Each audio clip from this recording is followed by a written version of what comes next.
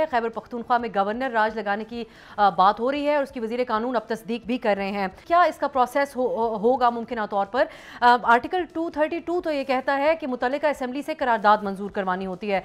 ये तो हमें मुमकिन नज़र नहीं आता। इस वक्त हुकूमत किन ऑप्शंस पर गौर कर सकती है?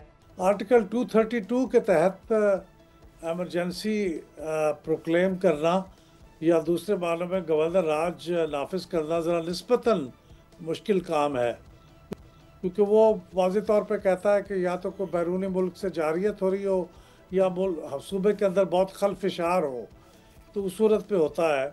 लेकिन एक दूसरा आर्टिकल है 234, वो निस्बतन जनरल है। वो ये कहता है कि अगर सूबे का गवर्नर प्रेसिडेंट को ये रिपोर्ट दे कि यहाँ के मामलात आइन के मुताबिक नहीं चलाए जा रहे, तो उस सूरत में फिर वहाँ पे सदर ममलकत वज़ीर आज़म की एडवाइस पर वो प्रोक्लेम कर देता है एमरजेंसी और गवर्नर राज, और फिर वो सूबे के इख्तियारात विफाक के हाथ में आ जाते हैं और सूबाई असम्बली की लेजिस्लेटिव पावर्स भी कौमी असम्बली के पास आ जाती हैं। तो आर्टिकल 234 मोस्ट लाइकली रिकोर्स होगा अगर ये फैसला हुआ, जो कि मेरे ख्याल में इस वक्त हालात ऐसे नहीं हैं जिसके बुनियाद पर ऐसा किया जाए।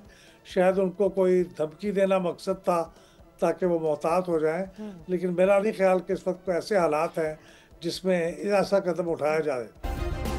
सब्सक्राइब करें और बेल दबाएं ताकि कोई खबर रह न जाए।